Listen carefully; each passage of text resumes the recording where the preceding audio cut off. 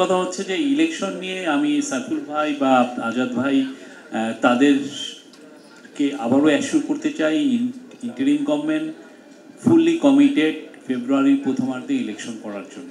Election হবে, এখানে আমরা বারবার একই মেসেজ বারবার দিচ্ছি। এখানে পুরো ক্যাবিনেট, পুরো উপদেষ্টা পরিষদ, চিফ অ্যাডভাইজার সবাই এইটার জন্য আমি বলবো যে রাত দিন কাজ করছেন। ইলেকশন ঠিক টাইমে একদম ফেব্রুয়ারির প্রথমার্ধে হবে। এখন অনেকে বলছেন যে হ্যাঁ জুলাই চার্টার নিয়ে তো অনিশ্চয়তা আছে।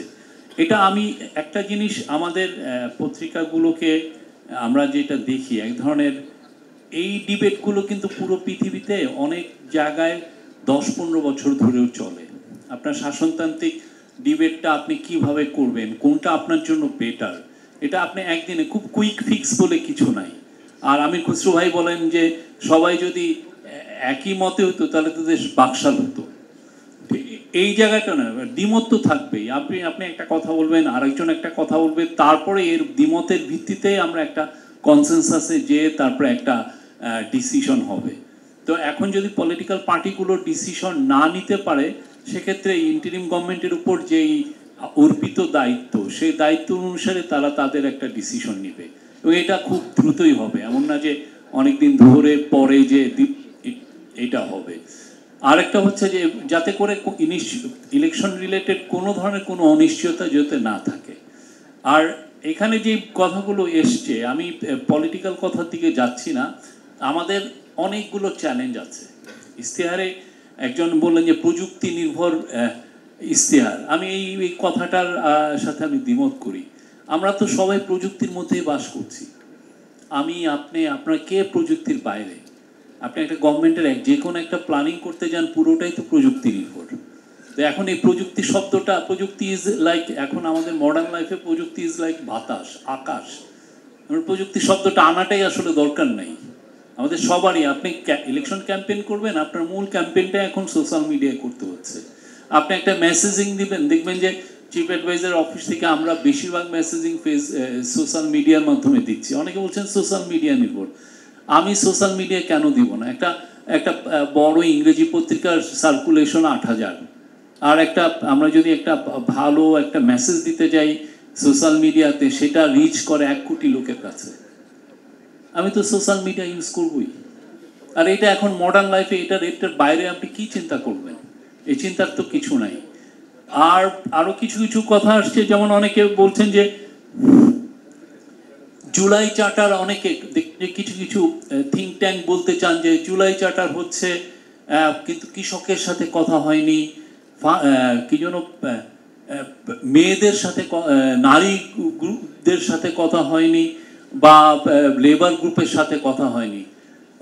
আশ্চর্য লাগে এই কথাগুলো কেমনে ওনারা বলেন। তাহলে কি যারা পলিটিক্যাল পার্টি, যাদের সাথে ইন্টারিম গভর্নমেন্টের এই ন্যাশনাল কনসেনসাস কমিশন কথা বললো, তাহলে পলিটিক্যাল পার্টি কি এই গ্রুপগুলোকে রিপ্রেজেন্ট করে না?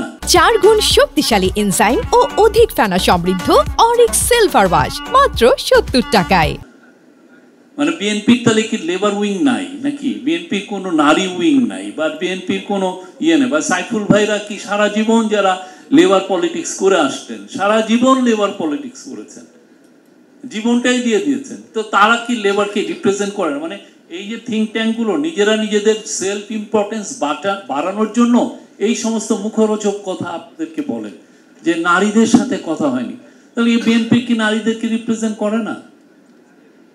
ওনাদেরকে মানে এই যে জোনায়েদ সাকির, তার ওয়াইফ, আমি জানি টুনি, আমি ওনাকে বছরের পর বছর দেখছি যে এই যে আশুলিয়ায় কাজ করতে লেবার এদের সাথে, তাসলিমা, ওনারা কি লেবারদেরকে, মানে উনি জোনায়েদ সাকির তো পুরো 9টা মাস এই ডায়ালগে ছিলেন, সাইফুল ভাই 9টা মাস ডায়ালগে ছিলেন।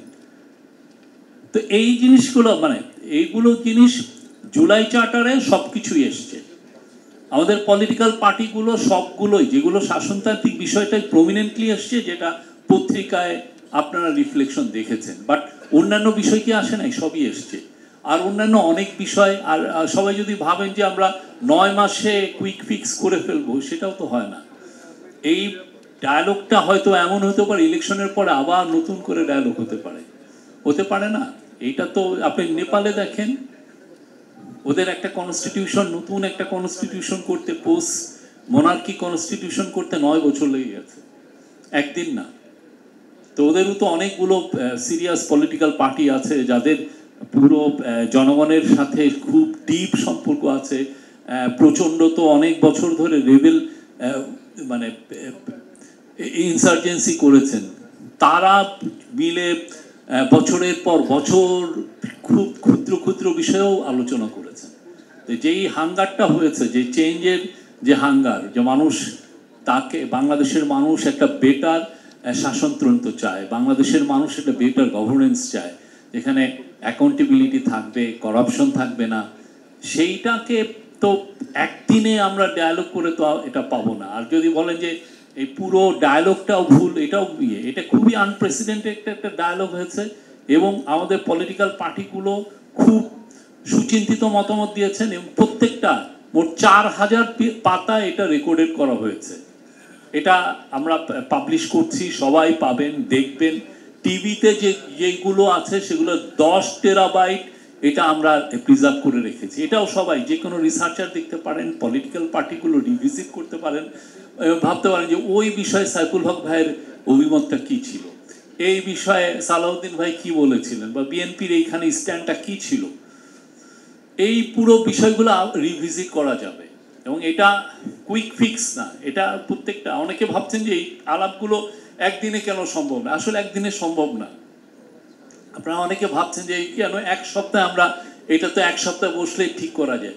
এটা তো সত্যিকার অর্থে এটা একটা ওই যে সিপিডি সেমিনার না, যে আপনি দিন শেষে একটা রিড আউট করলেন যে এই কনসেনসাস হয়েছে, এটা তো না। এটা জনগণের 180 মিলিয়ন জনগণের রিপ্রেজেন্ট করা একটা শাসনতন্ত্র কীভাবে হবে, কোথায় আমাদের ভুল ত্রুটি হয়েছে, আমরা যেন আর একটা শেখ হাসিনার মতো স্বৈর শাসন না পাই, এবং এটা যেন ট্রুলি রিপ্রেজেন্টেটিভ গভর্নমেন্ট হয়, সেটা নিয়েই তো সবার এই আয়োজন।